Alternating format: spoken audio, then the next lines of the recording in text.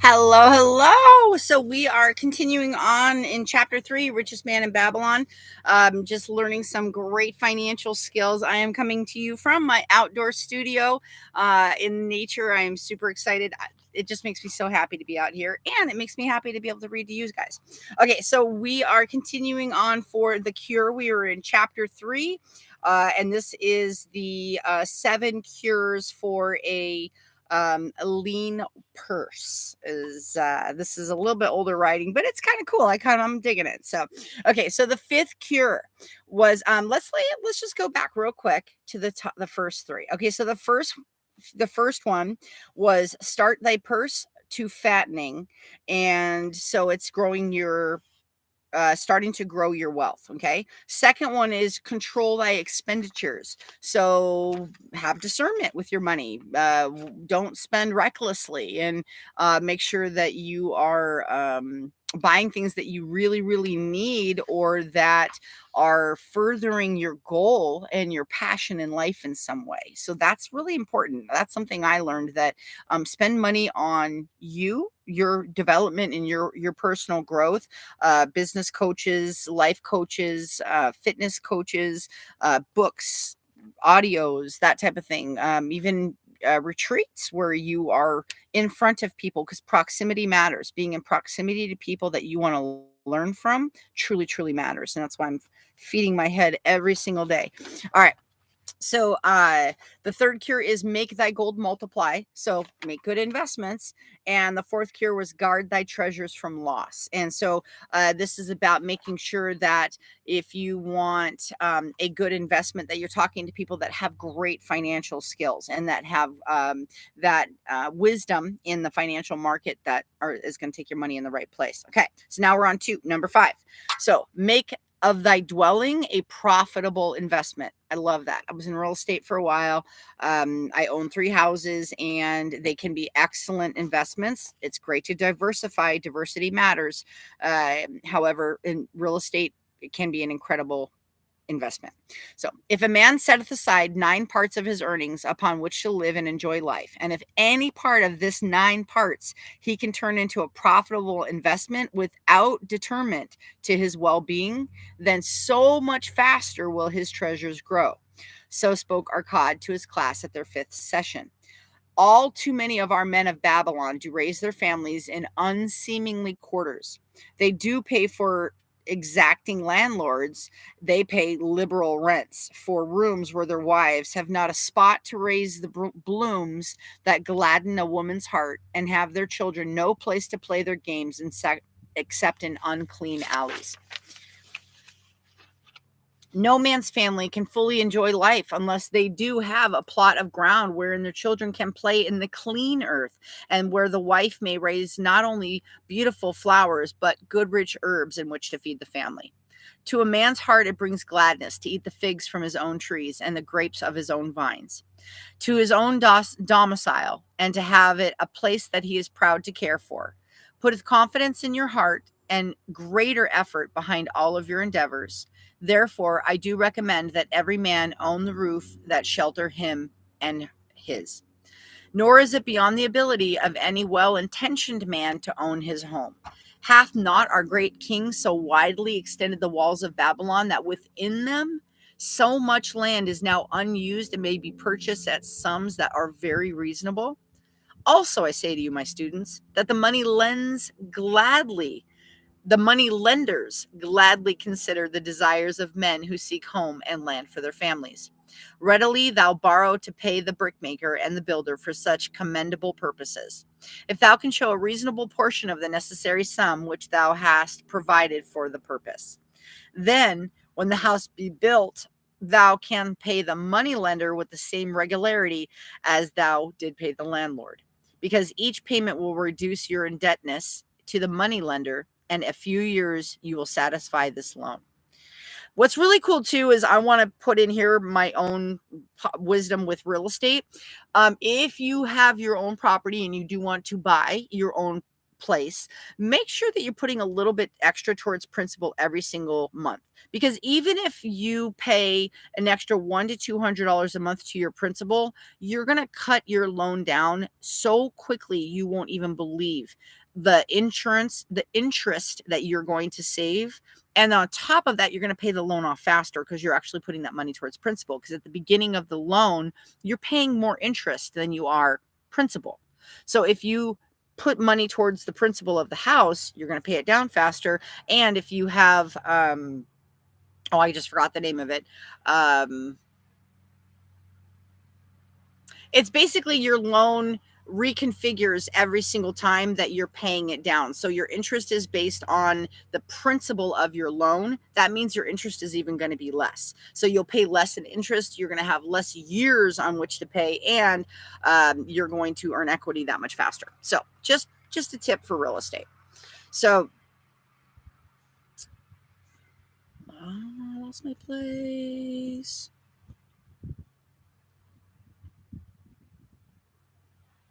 Oh, then will thy heart be glad because you'll own in your own right a valuable property, and the only cost will be your property taxes. Also, wilt thy good wife go more often to the river and wash her clothes, and that each time returning she may bring a goatskin of water to pour upon the things that grow there.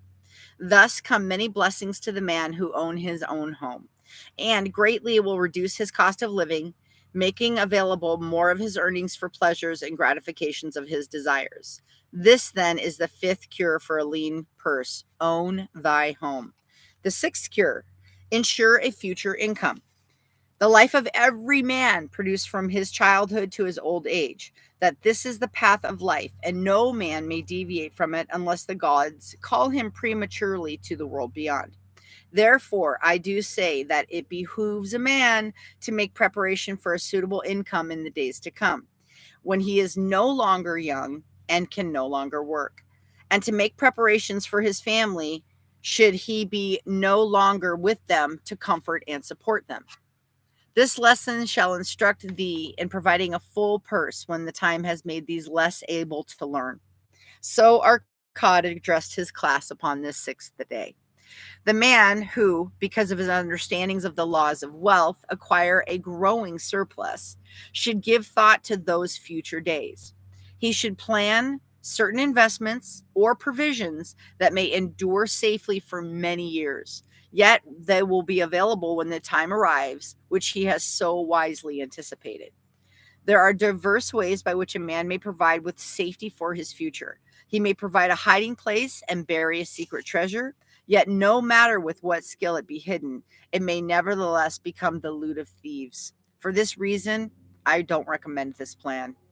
A man may buy houses or lands for this purpose. If wisely chosen, as to their usefulness and value in the future, they are permanent in their value, and their earnings or their sale will provide well for this purpose. A man may loan a small sum of money to the moneylender and increase it at regular periods. The rental which the moneylender adds to this will largely add to its increase. I do know a sandal maker named Asan who explained to me not long ago that each week for 8 years he had deposited with his moneylender 2 pieces of silver. The moneylender had but recently given him accounting, over which he greatly rejoiced. The total of his small deposits with their rental, at the customary rate of 1/4 their value for each 4 years, had now become 1,040 pieces of silver. Now, investing in banks nowadays is not as great as it used to be. You used to be able to get a pretty good investment on your money if you had them in a bank. Nowadays, that's not the case. So definitely look into investments, both traditional and non-traditional. Do your own research. Follow people that are growing money in the way that you want to grow money. So if you like investing in real estate, listen to real estate investors. If you like the stock market, listen to stock investors. If you like cryptocurrency, listen to crypto investors. Do your research. Get to know people that are in the know in their field and where you want to invest in and make money in. And that way, not only do you become educated, but you learn to have trust for those people that are giving you ideas and ways to invest your money.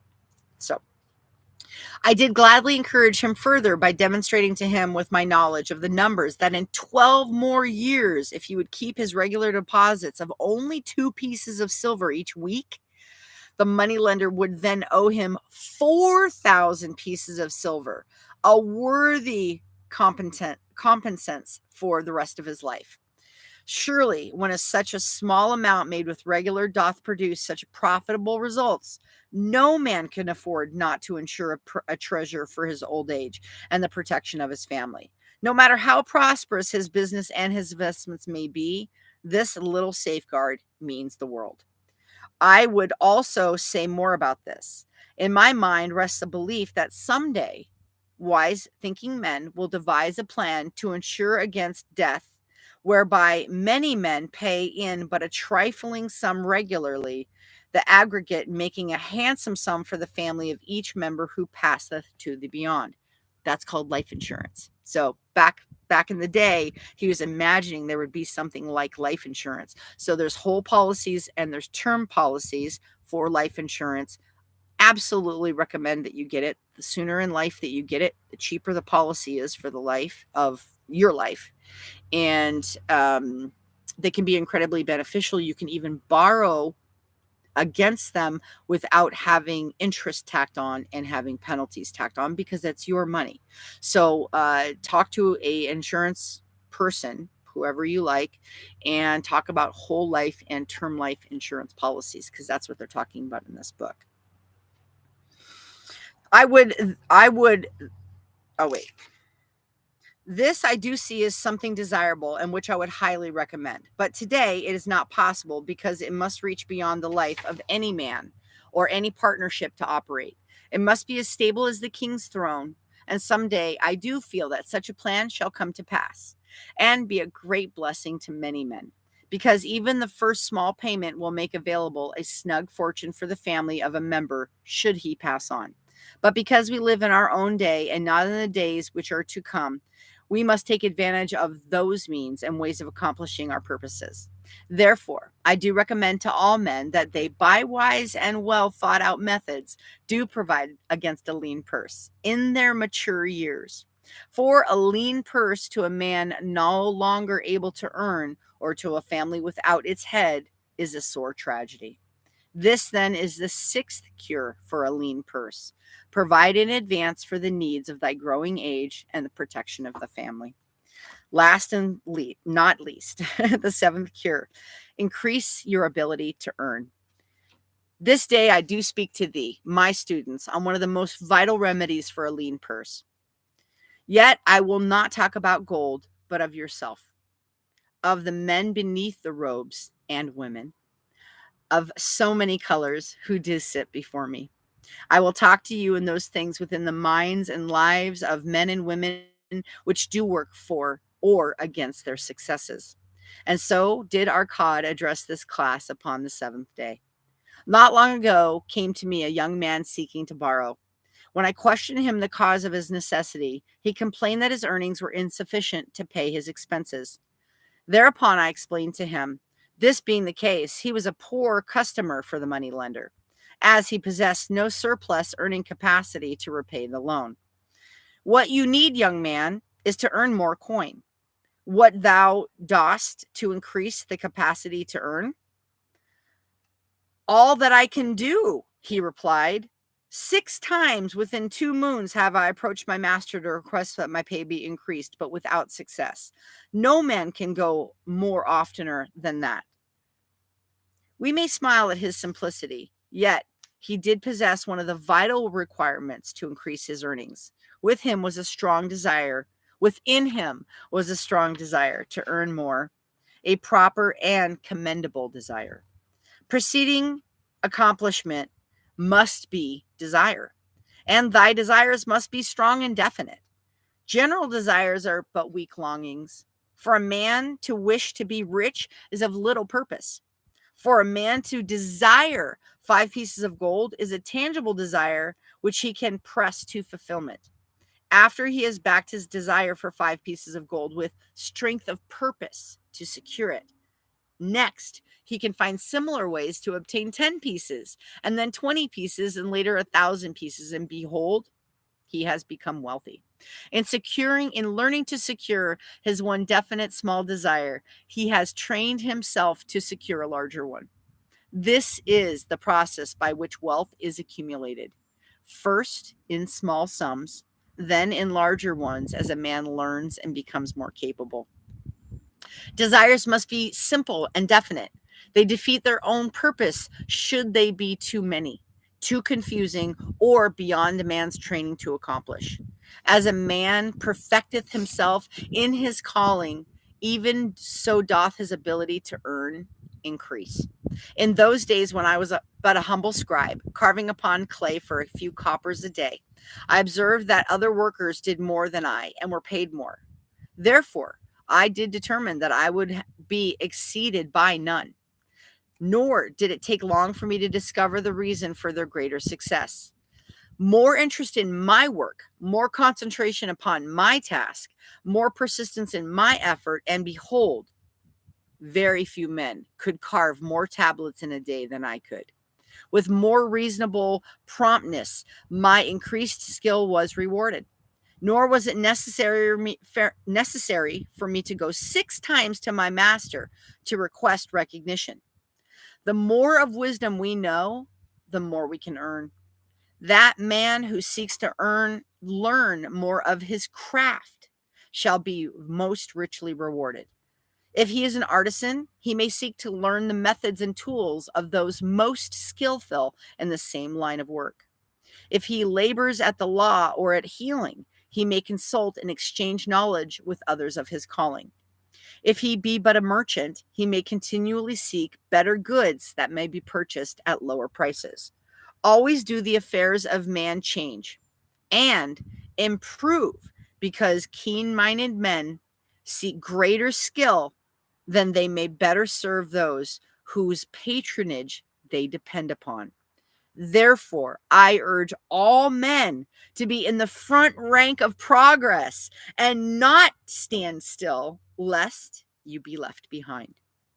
Many things come to make a man's life rich with gainful experiences, such things as the following a man must do if he respects himself.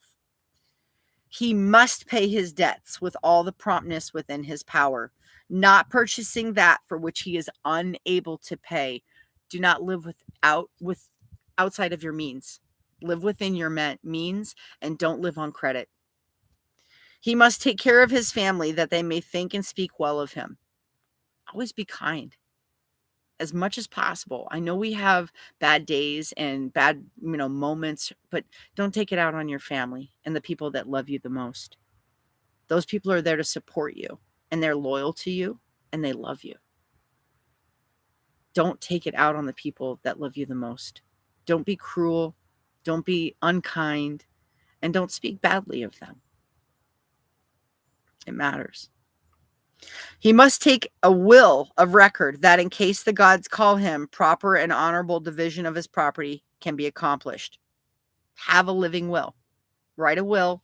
Make sure that there's a copy of it that someone has that you trust, whether it's an attorney or somebody, usually outside of the family is best. That way there's no arguing. He must have compassion upon those who are injured and smitten by misfortune and aid them within reasonable limits.